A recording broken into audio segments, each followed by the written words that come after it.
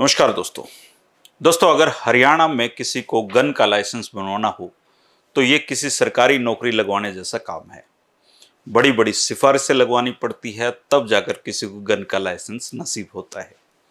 Gun licence बनवाने के लिए आपको सबसे पहले फाइल तैयार करवाकर डीसी ऑफिस में जमा करवानी पड़ती है।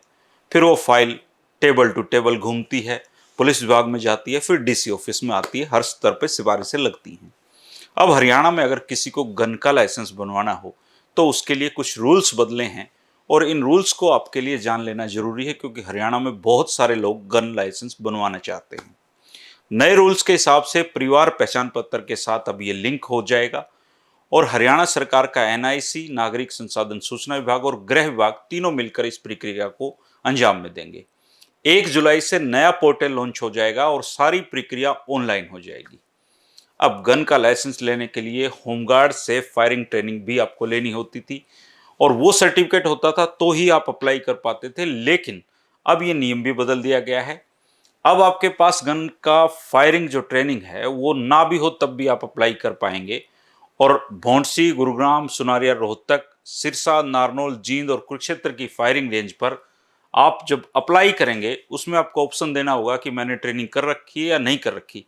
नहीं कर रखी है तो फिर ये आपको ट्रेनिंग करवाएंगे और बाकायदा इसका मैसेज आपको भेज दिया जाएगा। फीस वीस सब ऑनलाइन कटेगी, यानी कि ट्रेनिंग के लिए अलग से आपको होमगार्ड में दफ्तर में चक्कर काटने की जरूरत आपको नहीं पड़ेगी। और ये जो गन लाइसेंस होगा फिर आप उस पर अप्लाई करेंगे। उस पर आप एक कॉलम होगा जिस पे आप लिखेंगे कि मैंने ट्रेनिंग ले रखी है, तो उसका सर्टिफिकेट अपलोड करेंगे। नहीं ले रखी है तो आप नहीं वाले पे टिक करेंगे। फिर पहले आपको सरकार ट्रेनिंग करवाएगी, उसके बाद आपकी फाइल चलेगी। इस फाइल का एक ट्रैकिंग नंबर होगा। आप देख सकते हैं कि आपकी फाइल कौन सी टेबल पे अभी तक पहुंच चुकी है। और 1 जुलाई से अब आप जब गन के लाइसेंस का आवेदन करेंगे तो आपको किसी से परमिशन लेने की जरूरत नहीं है। आप कागज पूरे करेंगे और उस पोर्टल पर आप गन के लाइसेंस का अप्लाई कर देंगे। इस जो गन लाइसेंस है इसका एक अधिनियम है दोस्तों, और आप इसको कमर्शियल यूज के लिए भी और खुद के यूज के लिए भी आप इसको ले सकते हैं सुरक्षा के लिए। लेकिन सच्चाई ये है कि गन का जो लाइसेंस है उसको अगर आप अप्लाई करने की प्रक्रिया आसान बना देंगे तो ऐसी पारदर्शी सिस्टम भी होना चाहिए कि आप अगर योग्य उसके लिए हैं तो आपको आसानी से मिल जाए। मैं काफ़ी सालों से हरियाणा में गन लाइसेंस की प्रक्रिया को देख रहा हूँ। रोए की प्रक्रिया है कि आप रसूखदार होने चाहिए तभी आपको जाकर कहीं ये गन लाइसेंस मिलेगा। तो अगर आपका कोई गन लाइसेंस को लेकर अनुभव हो तो आप ज़रूर कमेंट करके बता सकते हैं। ये जो नई प्रक्रिया है इसके बारे में अगर आप कोई सुझाव सरकार तक पहुंचाना चाहते हैं तो वो भी कमेंट कर सकते हैं। और अगर आपको गन लाइसेंस मिला है और आप उन सौभाग्यशाली लोगों में से हैं तो ज़रूर कमेंट करके बताएं कि आपको गन का लाइसेंस किस तरीके से मिला था। फिलहाल सरकार 1 जुलाई से ये पोर्टल लॉन्च करने जा रही है।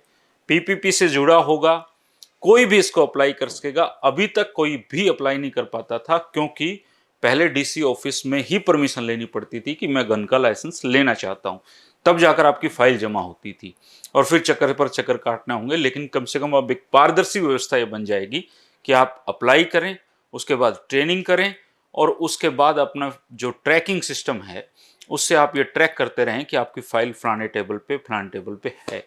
और जहां सिफारिश लगाने का जुगाड़ हो दोस्तों तो आसानी से आप लगा सकेंगे। तो एक छोटी और महत्वपूर्ण सूचना आपके लिए थी। कमेंट जरूर करें कि सरकार का ये नया जो सिस्टम है ये आपको कैसा लगा। इसके बारे में कोई सुझाव हो तो जरूर दे दें। शुक्रिया, नमस्कार।